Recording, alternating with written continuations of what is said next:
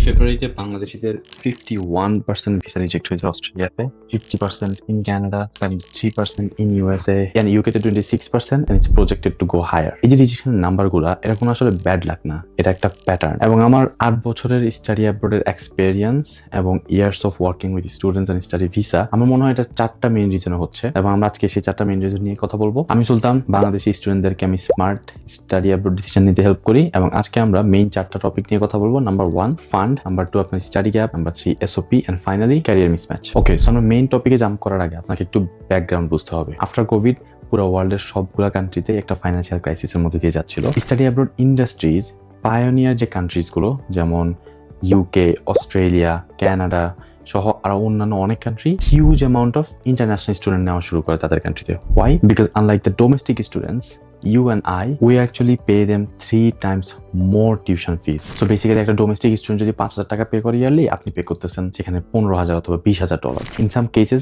even higher than that, and that by bringing liquid money from your country and injecting it into their economy. So it's basically like injecting heroin in a drug addict. He loves that substance and the rush afterwards. Point number 2 হচ্ছে Covid এর আগে অথবা 2015, 16, 17, 18 দিকে study abroad জিনিসটা এখনকার মতো অত famous ছিল না। হ্যাঁ, অনেক স্টাডি অ্যাব্রোডে যেতে চাইতো, but after Covid that changed, and we started going abroad, showing off our lavish life, which later inspired a lot of students to go abroad. I'm not opposing that. Then covid এর পরে এটা actually একটা trend হয়ে গেছে যে আপনি HSC শেষ করবেন অথবা ব্যাচেলর শেষ করবেন, then you will go study abroad, and everything was okay. Bangladesh থেকে আপনি অ্যাপ্লিকেশন করতেছেন, ভিসা পাচ্ছেন, যাচ্ছেন ডেনমার্ক, অস্ট্রেলিয়া, কানাডা সহ আরো অনেক কান্ট্রিতে আপনি ভিসা অ্যাপ্লিকেশন করতেছেন, and everything was okay until it was not. But that would change when international student influx hammered the Western infrastructure, such as housing, healthcare, job, and worse, PR crisis. As a result, অনেক student being unable to find a pathway started claiming asylum, and that's where things started going downwards, because up until that point কান্ট্রিগুলা student আনতেছিল এবং তাদেরকে PR দিচ্ছিল, job দিচ্ছিল,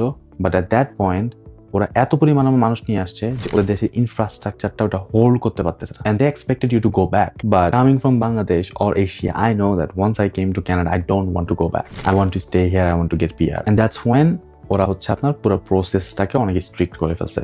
So now that you have a little bit of background, let's jump into the number 1 reason why student visas are getting rejected these days. Number 1 হচ্ছে fund. Financial requirements have never been more crucial. After COVID, অনেকগুলা country তাদের financial যে রিকোয়ারমেন্টটা সেটা change করে ফেলছে। যেমন Canada for example, আগে আপনি যখন ভিসার জন্য অ্যাপ্লিকেশন করতেন তখন আপনার $10,000 কানাডিয়ান ডলার লিভিং এক্সপেন্স হিসেবে দেখাতো হতো এভরি ইয়ার, বাট এটা এখন $23,000 to $24,000 মতো। দেন same story with Australia, New Zealand, UK সহ সব কান্ট্রি মোটামুটি তাদের ফাইন্যান্সিয়াল রিকোয়ারমেন্টটা অনেক ইনক্রিজ করে ফেলছে। And one of the strict requirement is your source of fund. So visa officer এখন দেখতে চায় যে আপনার অ্যাকাউন্টে টাকাটা কতদিন ধরে আছে, কোথা থেকে আসছে, হঠাৎ করে কি 50 লাখ টাকা ঢুকে গেল কিনা আপনার অ্যাকাউন্টে।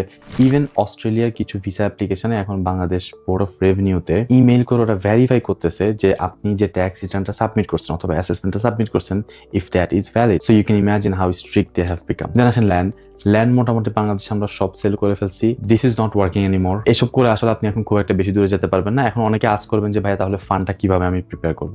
ফান্ডটা আপনাকে প্রিপেয়ার করা স্টার্ট করতে হবে অনেক আগ থেকে। যদি আপনার স্পন্সরের জেনুইন সোর্স অফ ফান্ড আপনি না দেখাতে পারেন, you have to detect it like year ahead of your application. আপনি যদি ভিসা অ্যাপ্লিকেশনের 6 মাস আগে এসে আমাকে বলেন যে আপনার ফান্ড রেডি নাই, I don't know how to help you, I can't help you, because আপনি যদি একটা জেনুইন প্রোফাইল ক্রিয়েট করতে চান, জেনুইন ফান্ড রেডি করতে চান, it takes a lot of time. It cannot be done in a blink of a second. Overall, আপনাকে এখন fund নিয়ে খুব বেশি কেয়ারফুল থাকতে হবে, বিকজ ভিসা অফিসাররা এই জিনিসটা খুবই সেন্সিটিভ একটা ম্যাটার হিসেবে দেখতেছে। ফান্ড হিসেবে আপনার ট্রেসেবল আর্নিং দেখাবেন, লাইক আপনার অডিটেড বিজনেস, ব্যাংক স্টেটমেন্ট, যদি আপনার স্পন্সর বিজনেস ওন করে তাহলে যে সেলস ডকুমেন্টস গুলো বা মান্থ এন্ড যে সেলস রিপোর্ট সেটা সাবমিট করেন, যেটা আপনি যখন এন্ড অফ দ্য ইয়ারে ট্যাক্স করবেন, ট্যাক্সের সাথে একটা কনসিস্টেন্সি থাকে। আগের মতো জমি জমা বিক্রি করে সোর্স অফ ফান্ড দেখানোর দিন শেষ guys. You have to take this thing very seriously. I have seen applications getting rejected with genuine fund, no study gap or nothing, just because there was no proper explanation of the fund. So আপনি দেখতেই পাচ্ছেন just simple একটা এক্সপ্লেনেশনের জন্য যদি ওরা visa reject করে দিতে পারে আপনার, তাহলে আপনি যদি কোনো ইনভ্যালিড ফান্ড দেখান, ইমাজিন ওটা ওরা কিভাবে নিবে। আরেকটা জিনিস মাথায় রাখবেন, বাংলাদেশ প্রত্যেকটা কান্ট্রির ইমিগ্রেশনে এমন একটা জায়গায় চলে গেছে যে ইট সিমস লাইক ওরা এখন ক্রেডিটরদের মতো আমাদেরকে ট্রিট করতেছে, লাইক আমাদের ভিসা অ্যাপ্লিকেশন গুলো রিভিউই করতেছে রিজেক্ট করার জন্য, নট টু অ্যাপ্রুভ। সো আপনাকে পুরো ফান্ডের সোর্স তো দেখাতে হবে, প্লাস এটা খুবই সুন্দরভাবে এক্সপ্লেন করে প্রেজেন্ট করতে হবে ভিসা অফিসারের কাছে। ইটস লাইক আপনি ভাতটা মেখে টেকে একদম তাকে ভাগ ভাগ করে দিচ্ছেন, সে জাস্ট এটা নিয়ে খাবে।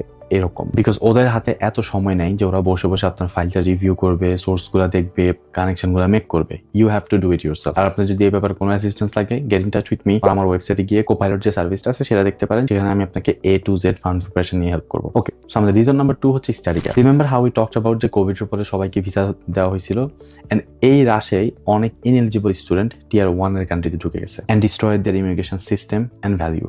এজেন্সি অথবা কনসাল্টিং ফার্মগুলো প্রমোট করছে যে হ্যাঁ জাস্ট আসো, তোমাকে আমরা ভিসা করে দিচ্ছি, দেন তুমি ওখানে যাওয়ার পরে সবকিছু ফিগার আউট করে ফেলতে পারবা, which was true for a brief period until it was not. So এরকম আরো অনেক কারণে সব কান্ট্রিতে আপনার স্টাডি গ্যাপের রিকোয়ারমেন্টটা অনেক স্ট্রিক্ট করে ফেলছে। আমি রিসেন্টলি একটা ট্রেন্ড দেখতে পাচ্ছি যে applicants even after having such a complete profile still visa rejection হচ্ছে। Now the only reason I can identify for them to not being a genuine student in the eyes of a visa officer is their education gap. During 2022-3-4 rush, মোটামুটি সব country even 3 to 4 years এর study gap accept করছে। But এখন যদি আপনার 3 years এর gap থাকে, আপনার জিএসসি ক্লিয়ার হবে না, আপনাকে হয়তো ইউনিভার্সিটি অফার লেটার দিবে বাট ভিসা হবে না। 2 years এর যদি গ্যাপ থাকে আপনার, এটার এগেইনস্টে আপনার একটা এক্সিস্টিং ইউনিভার্সিটিতে পড়াশোনার রেকর্ড দিতে হয়, যেমন আপনার ট্রান্সক্রিপ্ট, আপনার সার্টিফিকেট, আপনি যে অ্যাডমিশন নিছেন সেই ডকুমেন্টসগুলো। আমি কারেন্টলি একটা ফাইল নিয়ে ডিল করতেছি কানাডাতে। এই স্টুডেন্টটা কারেন্ট স্টুডেন্ট, ন্যাশনালে পড়তেছে। ওরা আমাদের কাছ থেকে বারবার চাচ্ছে তার ফার্স্ট ইয়ার ফাইনালের ট্রান্সক্রিপ্ট দিতে। ইউনিভার্সিটিকে আমরা বুঝাতেই পারতেছি না যে স্টুডেন্টের এখন পর্যন্ত ফার্স্ট ইয়ার ফাইনাল শেষই হয় নাই, তোমাকে আমরা ট্রান্সক্রিপ্ট দিতে পারবো না, but they are not accepting it, এবং ওরা আমাদেরকে অফার লেটার দিচ্ছে না। So my advice to avoid problematic delays and rejections, you should set your study abroad goals early. আপনি এইচএসসি অথবা ব্যাচেলর শেষ করার আগে কোন কান্ট্রিতে যাবেন, কি কোর্স পড়াশোনা করবেন, এগুলো নিয়ে রিসার্চ করা স্টার্ট করেন। And you know why? কারণ আমি একটা ট্রেন্ড দেখতে পাই বাংলাদেশি স্টুডেন্টদের মধ্যে যে আমি এইচএসসি শেষ করব, আমি পাবলিকে ট্রাই করব, যদি পাবলিকে না হয় দেন আমি স্টাডি অ্যাব্রডে ট্রাই করব। সো এই যে আপনি পাবলিকে ট্রাই করতেছেন, প্রিপারেশন নিচ্ছেন, এখানে কিন্তু আপনি অলরেডি 1 year লুজ করে ফেলতেছেন। 1 year লস করার পরে যখন আপনার পাবলিকে হচ্ছে না, তখন আপনি আসতেছেন IELTS প্রিপারেশন নেওয়ার জন্য, another 6 months গন। দেন হচ্ছে আপনি ইউনিভার্সিটি অ্যাডমিশন বা ভিসা নিয়ে আরো 6 to 1 year মতো আপনার চলে যাবে, বিকজ সব কান্ট্রিতে সব সেমিস্টারে সবগুলো কোর্স অ্যাভেলেবল থাকে না। এই যে আপনি পাবলিকের পিছনে টাইম দিতে গিয়ে আপনি 2 বছর পিছনে পড়ে গেলেন। 2 বছর জাস্ট আপনার এডুকেশনাল প্রোফাইল নিয়ে আমি বলতেছি না যে পিছনে পড়ে গেলেন। To me the most important resource we have in this life is the time, and you're basically just wasted a year or 2 on thinking what to do. Then on top of that, আপনি যখন admission নিতে যাবেন তখন দেখবেন যে আপনার continuous student হতে হবে, আপনার ট্রান্সক্রিপ্ট লাগে, সার্টিফিকেট লাগবে। আমার সাথে কনসাল্টিং করে অনেক student bachelor, masters, BUET, KUET থেকে পড়াশোনা করে কঠিন প্রোফাইল নিয়ে বসে আছে, আর দেশে তার চাকরি নেই। সরকারি চাকরি তো পাবেনই না, কারণ 98% সরকারি চাকরি পাবলিশ হওয়ার আগে সোল্ড আউট হয়ে যায়। So what are you actually aiming at? Your whole concept is wrong and old. Instead of this, begin country selection, preparing for IELTS or PTE, course selection early as soon as you finish your HSC or bachelor. আমি HSC শেষ করার সাথে সাথে IELTS শুরু করছি। আমার family থেকে আমাকে বলছিল যে পাবলিক ইউনিভার্সিটিতে অ্যাডমিশন টেস্ট দিতে। আমি অ্যাকচুয়ালি অ্যাডমিশন টেস্টের জন্য অ্যাপ্লিকেশনও করছি, আমি সবকিছু নিয়েছি, but I never set for admission test because before even I finished HSC I knew যে আমি এই দেশ থেকে চলে যাবো। আই ডিডন্ট নো আমি কোথায় যাবো, but I had that one goal set up যে আমি এই দেশ থেকে চলে যাবো। আর আমার সাথে কিছু ফ্রেন্ড ছিল যেমন সিজান এবং আসপি, we use to always talk about this. তখন মাত্র নতুন করে ইন্টারনেট আসছে, ফোন আসছে, and we use to surf online a lot just to get some information যে কোথায় স্কলারশিপ আছে, কোথায় কোন কোর্স পড়া যাবে। ইভেন্চুয়ালি আমরা যেই বছর এইচএসসি শেষ করছি সেম ইয়ার আমরা সবাই গন and we are well settled in abroad now. So আপনার ডিসিশনটা নিতে হবে অনেক আগে যেন আপনি স্টাডি গ্যাপের এই জিনিসটা থেকে আপনি বাঁচতে পারেন। এইচএসসি শেষ করার সাথে সাথে প্রিপারেশন নেওয়া শুরু করেন। বন্ধুরা যদি বলে 1 মাসের জন্য চল কোথাও থেকে ঘুরে আসি, ট্রিপ করে আসি, ওদেরকে বলেন যে fuck off. I'm a selfish guy who's only focusing on his career right now, and if you are not focusing on your career, I'm sorry, we cannot be friends anymore. Because guys, girls, after HSC and until you get 30 is the most crucial time in your life. এই টাইমটা আপনি কিভাবে spend করতেছেন এবং utilise করতেছেন will decide আপনি rest of the life কিভাবে কাটাবেন। So blindfolds on and focus. Okay, আমাদের রিজেকশন নাম্বার 3 হচ্ছে এসওপি। ভিসা অফিসাররা যখন আপনার ফাইলটা রিভিউ করতে বসে তখন ওরা বড় জোরে কয়েক ঘন্টা সময় পায়, আর এই অল্প সময়ের মধ্যে তারা আপনার ফাইলের অতীত, বর্তমান এবং ভবিষ্যৎ খুঁজে বের করার চেষ্টা করে। কিন্তু বাংলাদেশে অনেক স্টুডেন্ট এমন একটা এসওপি সাবমিট করে যেটা তাদের প্রোফাইলের সাথে কোনো মিল নাই, অথবা তারা যে ভিসা ক্যাটাগরিতে অ্যাপ্লিকেশন করতেছে সেই ভিসা ক্যাটাগরির মেইন পলিসিসগুলোর সাথে কনসিস্টেন্ট না। আমি নিজে এসওপি রিভিউ করি at least 50 every month, and I see one thing in common: confusion. Like sometimes student এমন কিছু সেন্টেন্স, ওয়ার্ডস লিখবে যেটা out of nowhere doesn't even align to their profile. I have to call them multiple times so they can make me understand যে ওরা আসলে কি বুঝাতে চাচ্ছে এসওপিতে, so that I can correct it. Now that's just me, someone that will help you to write your SOP. But think about a visa officer. তার হাতে সময় আছে 2 থেকে 3 ঘন্টা আপনার ফাইলটা ডিসিশন নেওয়ার। সে কিন্তু আপনি যা সাবমিট করছেন তার মধ্যে দিয়ে যদি তার মেক সেন্স করতে পারে, you will make sense, otherwise they will be pissed off and red বাটনে ক্লিক করে দিবে। সো ভিসা অফিসাররা আপনার এসওপিতে মেইনলি একটা লজিক্যাল স্টোরি বোঝার চেষ্টা করে, ঠিক কেন এই কোর্স, কেন এই দেশ, এবং এটা কিভাবে আপনার ক্যারিয়ার প্ল্যানের সাথে মিলছে। এন্ড সবচেয়ে ইম্পর্টেন্টলি আপনি পড়াশোনা শেষ করে কি নিজের দেশে ফেরত যাবেন কিনা। আরেকটা জিনিস আমি দেখি যে এসওপিতে আপনারা যে এক্সপ্লেনেশন অথবা কানেকশন গুলো মেক করেন সেই জিনিসগুলোর সাথে আপনার certificate, transcript, work experience, IELTS অথবা অন্য রিসোর্সগুলোর সাথে কনসিস্টেন্সি থাকে না। ফর এক্সাম্পল, আপনি এসওপিতে লিখলেন আপনি এবিসিডি কোম্পানিতে XYZ পজিশনে কাজ করছেন, কিন্তু আপনার এক্সপেরিয়েন্স লেটার সেজ আদারওয়াইজ। এরকম মাইনর একটা জিনিসও একটা সন্দেহ ট্রিগার করতে পারে, হুইচ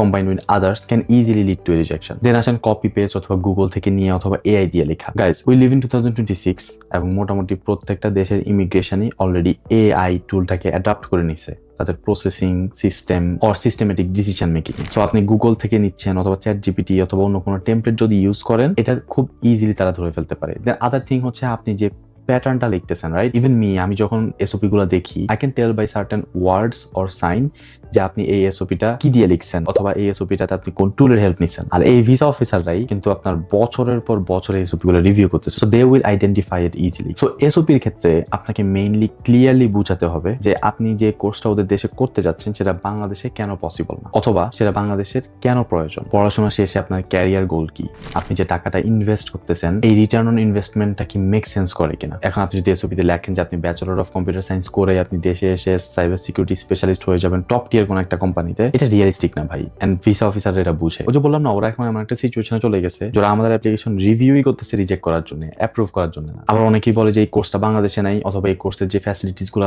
কানাডাতে আছে সেটা অবভিয়াসলি বাংলাদেশ অফার করতে পারবে না, এই জন্য আমি এই কোর্সটা নিচ্ছি। Okay, very good, but what exact facilities you are talking about? 5টা ব্রড রিজনিং এর থেকে 2টা স্পেসিফিক ডিটেইল রিজনিং অনেক বেটার। বাংলাদেশে থাকলেও কেন আপনার ওই দেশের ইউনিভার্সিটির ওই কোর্সটার এক্সপার্টিস প্রয়োজন সেটার লজিক্যাল এবং ডিটেইল বাজেটিং সহ প্রুফ করে। দেন আরেকটা ক্রুশাল পার্ট হচ্ছে আপনার হোম টাইজ। আপনাকে প্রমাণ করতে হবে যে আপনি জেনুইনলি ওখানে স্টাডি করতে যাচ্ছেন এবং পড়াশোনা শেষ করে আপনি দেশে চলে আসবেন। হাউ টু ডু ইট, এটা নিয়ে কথা বলতে গেলে একটা ফুল ভিডিও বানানো যাবে। আমার এডিটর অলরেডি পিসড অফ হয়ে যায়, আমার ভিডিওগুলো অনেক লং হয়ে যায়, আর মোর ওভার মেজরিটি অফ আপনারা ফুল ভিডিওস দেখেন না। সো এটা নিয়ে যদি জানতে চান, বুক এ ওয়ান-অন সেশন উইথ মি, ডিসক্রিপশনে আমার এসওপি সার্ভিসের লিংক দেওয়া থাকবে, আপনারা ওখানে গিয়ে এসওপি সার্ভিসটা পারচেজ করতে পারেন and I can get you guys started. So দিন শেষে আপনার এসওপিটা হচ্ছে one and only communication channel with your visa officer, কারণ মোস্ট অফ দ্য কান্ট্রিজ আপনার ভিসা ইন্টারভিউ হবে না। সো আপনারা যদি এসওপিটা আপ টু দ্য পয়েন্ট রাখতে পারেন তাহলে বিদেশে যাওয়া আপনার জন্য অনেক ইজি হয়ে যাবে। আমাদের রিজেকশন নাম্বার 4 হচ্ছে ক্যারিয়ার মিসম্যাচ। আমাদের দেশের ম্যাক্সিমাম স্টুডেন্টদের একটা ভুল ধারণা হচ্ছে যে কোনো রকম আপনি যদি দেশের বাইরে চলে যেতে পারেন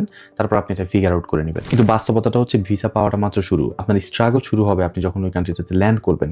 এবং ইমাজিন আপনি একটা কান্ট্রিতে ল্যান্ড করছেন এত স্বপ্ন নিয়ে, এবং আপনি এমন একটা কোর্স নিয়ে গেলেন সেখানে যে যাওয়ার পর আপনি ফিগার আউট করতে পারলেন যে এই কোর্সটা না দিবে আপনাকে এমপ্লয়মেন্ট অপরচুনিটি, না আপনাকে পিআর এর জন্য এলিজিবল করবে। অনেকে আবার প্রপার রিসার্চ না করে ইউএসএ, ইউকে, কানাডা, অস্ট্রেলিয়া, নিউজিল্যান্ডের মতো অনেক এক্সপেন্সিভ কান্ট্রিগুলোতে চলে যান, কিন্তু তারপর ওখানে যাওয়ার পর আপনাকে হার্শ রিয়েলিটি করে হিট করে। এই কান্ট্রিগুলোতে খরচ এত বেশি যে সপ্তাহে আপনার 20-22 ঘন্টা 25 ঘন্টার বেশি কাজ করতে হয়। এজ এ রেজাল্ট আপনার পড়াশোনার কোয়ালিটি নষ্ট হচ্ছে। এখন 2015-16 মতো সময় না যে আপনি বিদেশে একটা ভালো ডিগ্রি করলেই ওখানে ভালো একটা জব ল্যান্ড করতে পারবেন অথবা দেশে এসে একটা জব ল্যান্ড করতে পারবেন। আপনি যেখানেই যাবেন, দেশে হোক দেশের বাইরে হোক, সব জায়গায় এখন প্রচুর পরিমাণে কম্পিটিশন। তো আপনাকে প্রোঅ্যাক্টিভলি কয়েকটা কাজ করতে হবে। নাম্বার 1, আপনাকে একটা পারপাসফুল কোর্স সিলেকশন করতে হবে। যে কোনো একটা কোর্স নেওয়ার আগে অবভিয়াসলি রিসার্চ করেন যে এই কোর্সটা নেওয়ার পরে আপনি বাংলাদেশ অথবা গ্লোবাল মার্কেটে কেমন ডিমান্ড আছে এই কোর্সটা। ভিসা অফিসার বলেন, রিক্রুটার বলেন, সবাই কিন্তু আপনার পাস্ট কোর্সের সাথে প্রেজেন্টলি আপনি কি করতেছেন সেটার একটা কানেকশন খুঁজে। লেটস আপনি আর্টসে পড়াশোনা করছেন, হুট করে আপনি একটা ইঞ্জিনিয়ারিং কোর্সে অ্যাপ্লিকেশন করতেছেন, অথবা আপনি বিজনেসে ব্যাচেলর করছেন, হুট করে আপনি এখন একটা এডুকেশন অ্যাপ্লিকেশন করতেছেন। এরকম প্যাটার্নগুলো দেখলেই আপনার রিক্রুটার অথবা ভিসা অফিসার বুঝবে যে আপনি এইমলেস অথবা you are just trying different things and they are not interested on people who are trying different things. Unfortunately যদি আপনার ট্র্যাক চেঞ্জ করতে হয় তাহলে আগে থেকেই সেই ট্র্যাকের এক্সপিরিয়েন্স নেন অথবা ছোটখাটো কোর্স করেন, কোর্স করে একটা ব্রিজ ক্রিয়েট করার চেষ্টা করেন। আমাদের চারপাশে এরকম অনেক এজেন্ট আছে যাদের মেইন টার্গেট এবং গোলই হচ্ছে আপনাকে যে কোনো একটা কোর্সে যে কোনো একটা ইউনিভার্সিটিতে পাঠিয়ে দেওয়া দেশের বাইরে, যেটাতে ওরা ম্যাক্সিমাম প্রফিট মেক করতে পারে। আপনার ফিউচার অথবা লং টার্ম ক্যারিয়ার গোল অথবা এক্সপেকটেশনের সাথে সেই কোর্সের কোনো মিল আছে কিনা সেটা নিয়ে তাদের কোনো মাথা ব্যথা নেই। ভাই বাংলাদেশি এজেন্টরা বাংলাদেশে বসে without no prior studying abroad experience or even visiting any countries আপনাকে বলতেছে যে অস্ট্রেলিয়াতে তুমি এই কোর্স করলে তুমি পিআর পেয়ে যাবে, কানাডাতে তুমি এই কোর্স করলে তুমি পিআর পেয়ে যাবে। আপনি আবার এটা বিশ্বাসও করতেছেন। এরকম বিশ্বাস করে যতজন যায় পরবর্তীতে তারা অনেক রিগ্রেট ফিল করে। আমি আপনাদেরকে এমফেসাইজ করতে চাই যে আপনারা যখন এরকম কোনো লাইফ চেঞ্জিং একটা ডিসিশন মেক করতেছেন, ডু ইউর ওন রিসার্চ। ওই ইউনিভার্সিটির অ্যালুমনাইদের সাথে কথা বলেন, লিঙ্কডইনে গিয়ে ওদের স্ট্যাটাস দেখেন, তাদের অফিসিয়াল এমপ্লয়মেন্ট চেক করেন। আর যদি আপনারা সেগুলো কোনো কিছুই করতে না পারেন, আমার সাথে ওয়ান অন একটা কনসাল্টিং সেশন বুক করেন, যেখানে আমি আপনার ক্যারিয়ার গোলস অ্যাম্বিশন শুনে আপনাকে একটা প্রপার প্ল্যানিং এ হেল্প করবো। দেন আরেকটা ইম্পর্টেন্ট জিনিস হচ্ছে আপনার ফাইন্যান্সিয়াল প্ল্যানিং। আপনি আপনার প্যারেন্টসের সাথে কথা বলেন, অ্যাকচুয়াল বাজেটটা নেন যে আসলে কত টাকা আপনাকে স্পন্সর করতে পারবে, এন্ড দেন আপনি একটা ক্যালকুলেশন করেন যে আসলে কি আপনার বাজেটের মধ্যে at least 60% of your education cost কি কভার করে কিনা। 60%-এর বেশি যদি হয়ে যায়, আমি বলবো যে কখনোই ওই কান্ট্রিটা চুজ করবেন না, choose a different country. Because from my personal experience 60 to 70%-এর বেশি মানি মেক করা in any country is just so hard, and at that point you are actually sacrificing your educational quality. And that's it. So আমার কাছে মনে হয় personally এই চারটা কারণেই এই মুহূর্তে Canada, Australia, New Zealand, Ireland, UK সহ অন্যান্য অনেক কান্ট্রিতে বাংলাদেশিদের ভিসা রিজেকশন হচ্ছে। আপনারা যদি এই চারটা জিনিসকে ফিক্স করে একটা প্রপার প্রোফাইল সাবমিট করতে পারেন, which connects your previous, present and future experience and goals together on one single plan, এবং আপনার এসওপি, সোর্স অফ ফান্ড যদি পারফেক্টলি অ্যালাইন থাকে, কোনো এডুকেশন গ্যাপ না থাকে, you will get the visa. And এই ভিডিওটা দেখার পরে যদি আপনার কোনো অ্যাসিস্ট্যান্স লাগে, ডিসক্রিপশনে একটা লিঙ্ক দেওয়া থাকবে, যেখানে আপনি আমার সাথে ওয়ান অন একটা কনসাল্টিং সেশন বুক করতে পারবেন। And I'll see you guys on the West.